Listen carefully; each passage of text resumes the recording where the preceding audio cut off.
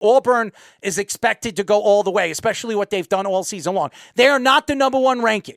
Okay, they're not. They have a tremendous defense. They really do. They're a really good defensive team. All these teams, Duke, Houston is more of an offensive, high-flying offense, but they play pretty good team defense, especially when it comes to half-court basketball. Florida is also a high-flying offense that plays good half-court defense. So all four of these teams are sensational. They absolutely deserve to be number one seeded teams, but this might be the most opened NCAA tournament we've seen in a very, very long time. As good as Duke is, and I know everybody's questioning, is Duke going to be the same if Cooper Flagg doesn't play? Well, they answered to the bell what they did to North Carolina in the ACC tournament, okay? They absolutely demolished North Carolina. So and North Carolina is not a shoo-in. I know everybody says, well, this isn't the same North Carolina team that we've seen over the years. Hubert Davis is obviously, if this North Carolina team doesn't get out of the second round, Hubert Davis is probably going to get fired.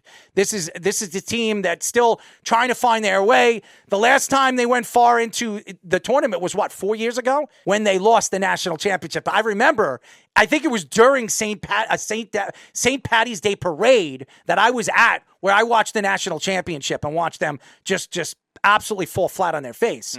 But nevertheless, North Carolina is not the same powerhouse they've been over the years, and Hubert Davis is right now on the hot seat. I believe that, because North Carolina, their recruiting classes over the last 2 seasons have not been very good.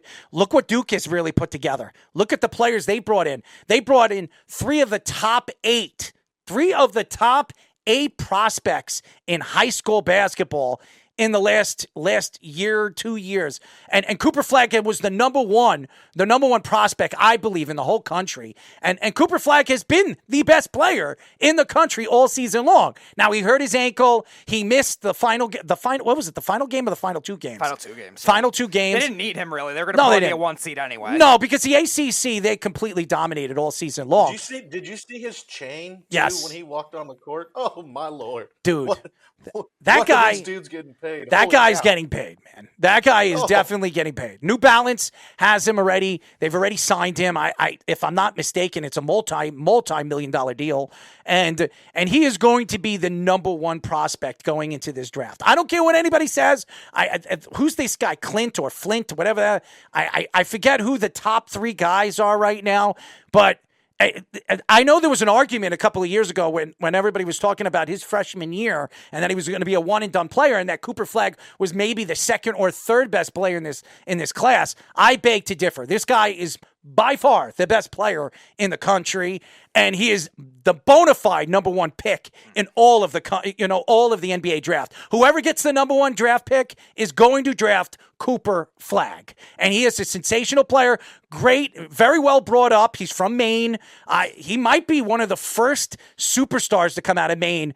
I think in NBA history. I don't even remember the last Maine player to come out and be as good as Cooper Flagg has been in his freshman year of college and is expected to be an all-world player. And by the way, I've been saying this for about 6 years. Cooper Flagg is the white Kevin Durant. I'll say it again, because when this guy gets into the NBA and he figures how to shoot even better at the three-point line, this guy is unstoppable. Unstoppable. His inside game is unstoppable. Ask LeBron James when they were practicing during the United States versus the United States juniors. He absolutely dominated those games. And I'm telling you right now, this kid is the real deal. And everybody wants to know who's the face. Who's going to be the face of United States basketball? It's this kid. This kid is going to be the face of United States basketball. Not Anthony Edwards, not Tatum. I'm telling you guys, when this guy, he is such a likable person. When you watch him on the court, he's not even playing in the game. He's out there on the sidelines going crazy when his team's blocking or getting a good big rebound or even scoring. This guy is the ultimate team player, and I love what I see about him. Everything about this kid really spells superstar right in front of my eyes. We'll have to see how it works in the NBA. It might take a year, but usually when you see a guy this good in college basketball as a freshman, how old is he? He's 18 years old, and he's already dominating against senior guys and sophomore guys and junior guys. To me, he's not only a bona fide star, he'll be a bona fide star when he steps on an NBA basketball court. So he's a guy that really stands out. The Big East has really exploded. UConn's won back-to-back championships. As we've seen, St. John's is now growing. There's quite a few other teams now really starting to peak. The Big East is really growing, as we have seen over the last couple of years. And that's why Pitino decided to go back to the Johnnies, because he believed that he can rebuild and restructure this team where they could be a national champion. When you look at the Johnnies and what the Johnnies have done this year, it's pretty incredible. It is. It's really incredible. And right now, nationally, they're ranked 5th, 30-4. They won the Big East championship, which a lot of people ask me, where did I grade a St. John's team from this year? And I watched bits and pieces of St. John's. They beat some good teams and obviously fell off with some bad teams. But all in all, Pitino has really changed his recruiting and the way people look at St. John's now. It's crazy. Pitino's been there how long? What has it been? 2 years? Just think, if Pitino wins a national championship with St. John's, and it's a long shot, but if he wins a national championship with the Johnnies, okay, this probably would go down as one of the greatest hires in NCAA history. Just think about it. The Johnnies haven't won in over 35 years. It's longer than that, 40-something years, okay?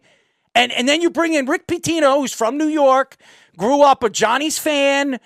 He grew up as a basketball coach with the New York Knicks, and he's traveled from one place to another. He's won multiple national championships in different spots, and he goes to his hometown and wins a national championship in his second year. It's an incredible feat.